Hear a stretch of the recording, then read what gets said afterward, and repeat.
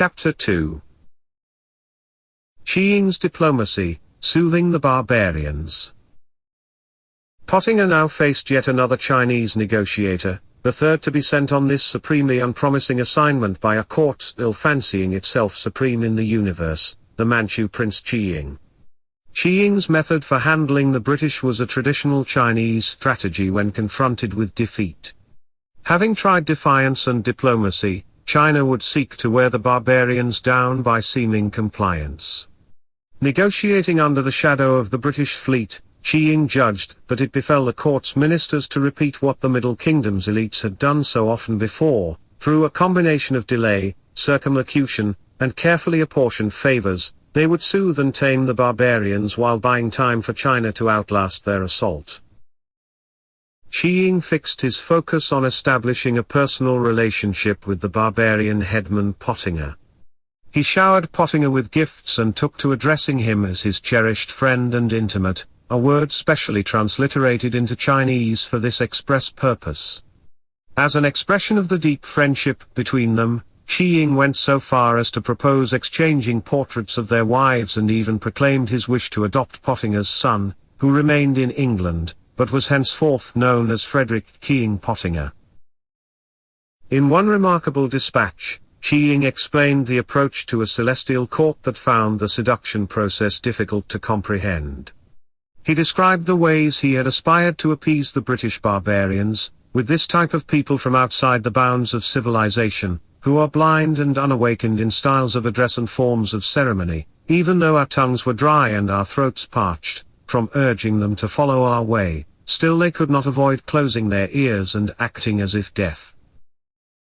Therefore, Qiying's banquets and his extravagant warmth toward Pottinger and his family had served an essentially strategic design, in which Chinese conduct was calculated in specific doses and in which such qualities as trust and sincerity were weapons. Whether they reflected convictions or not was secondary. He continued. Certainly we have to curb them by sincerity, but it has been even more necessary to control them by skillful methods. There are times when it is possible to have them follow our directions but not let them understand the reasons. Sometimes we expose everything so that they will not be suspicious, whereupon we can dissipate their rebellious restlessness. Sometimes we have given them receptions and entertainment, after which they have had a feeling of appreciation. And at still other times we have shown trust in them in a broad-minded way and deemed it unnecessary to go deeply into minute discussions with them, whereupon we have been able to get their help in the business at hand. The results of this interplay between Western overwhelming force and Chinese psychological management were two treaties negotiated by Qiying and Pottinger, the Treaty of Nanjing, and the supplementary Treaty of the Bogue.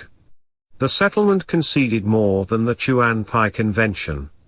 It was essentially humiliating, though the terms were less harsh than the military situation would have allowed Britain to impose.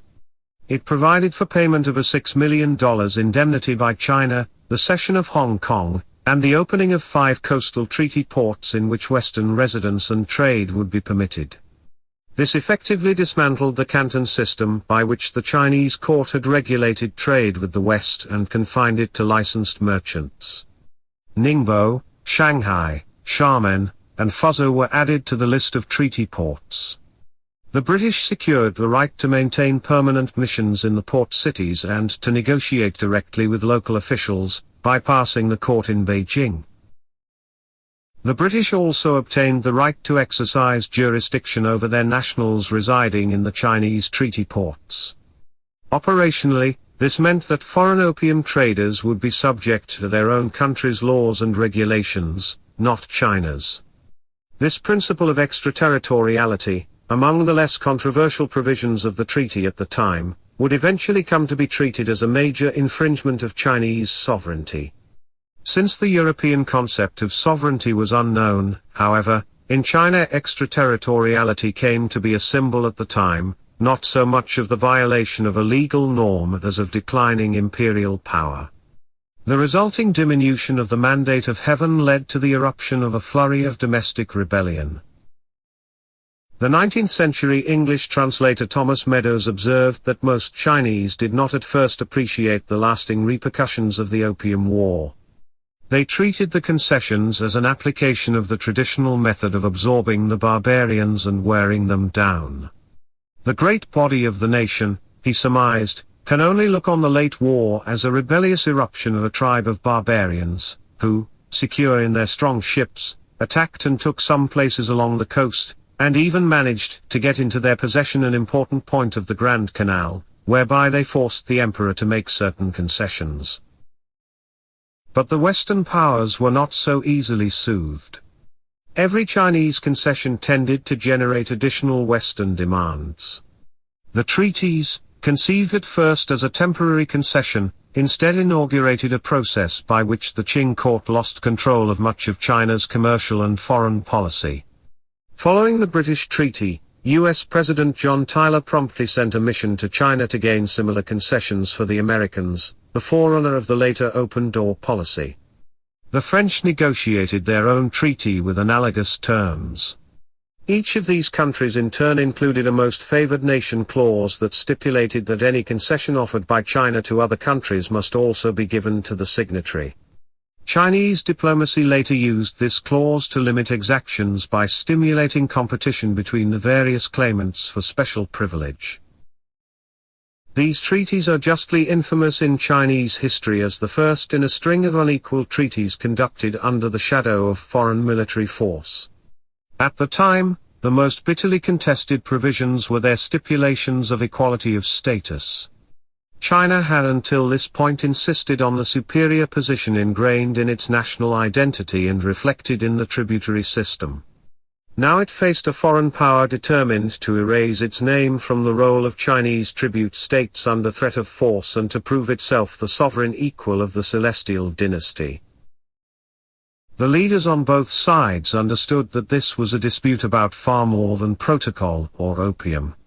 The Qing court was willing to appease avaricious foreigners with money and trade, but if the principle of barbarian political equality to the Son of Heaven was established, the entire Chinese world order would be threatened. The dynasty risked the loss of the mandate of heaven.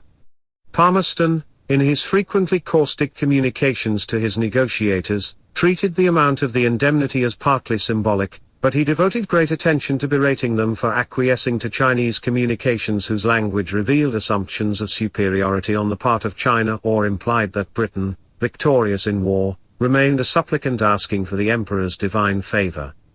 Eventually, Palmerston's view prevailed, and the Treaty of Nanjing included a clause explicitly ensuring that Chinese and British officials would henceforth correspond, on a footing of perfect equality. It went so far as to list specific written Chinese characters in the text with acceptably neutral connotations. Chinese records, or at least those to which foreigners had access, would no longer describe the British as begging Chinese authorities or tremblingly obeying their orders. The Celestial Court had come to understand the military inferiority of China but not yet the appropriate method for dealing with it. At first, it applied the traditional methods of barbarian management. Defeat was not unknown in the course of China's long history. China's rulers had dealt with it by applying the 5 baits described in the previous chapter. They saw the common characteristic of these invaders as being their desire to partake of Chinese culture. They wished to settle on Chinese soil and partake of its civilization. They could therefore gradually be tamed by some of the psychological methods illustrated by Prince Qiying and, in time, become part of Chinese life. But the European invaders had no such aspiration nor limited goals.